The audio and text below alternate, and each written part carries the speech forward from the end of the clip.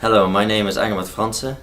I am an alumni of the Master in Imagineering, and I wrote a thesis for GGD West-Brabant, which is a company that is providing public health in the Netherlands. The research objective of my research was to design bottom-up motivation within the innovation network of GGD West-Brabant. Within GGD West-Brabant, they have an innovation network because they know how important innovation is to keep up with the world and to stay ahead. But at the moment, this innovation network, it doesn't really work the way that it's supposed to work. So what they wanted was to get somebody inside and see why isn't it working the way that it's supposed to work. How did I do that? Well, Actually, what I just told you was the research question, and I had a few smaller research questions to answer it. The first how I did it is by looking at what did other authors already write about it, and how did other researches, how were they conducted. I also looked at what happened in the innovation network already, what kind of innovation was already going on, and I also looked at their meaning, so why doesn't it work that it should work. And in the end, it was my aim to develop an artifact that was giving a new direction and made them think in a different way. How did I gather all the information? Well, first of all, other authors and other information sources just by literature review to get a background check.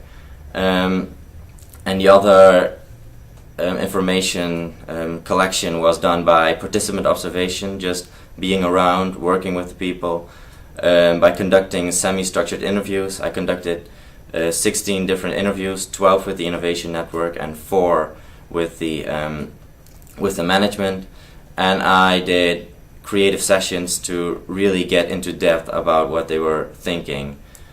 My findings were that there were actually 4 different themes that kept on reoccurring within all the interviews, all the creative sessions.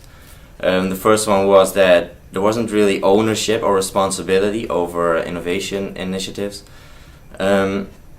People weren't able to self-organize and to experiment, and this also has a connection with that they weren't courageous enough, they weren't bold enough to just try what they thought.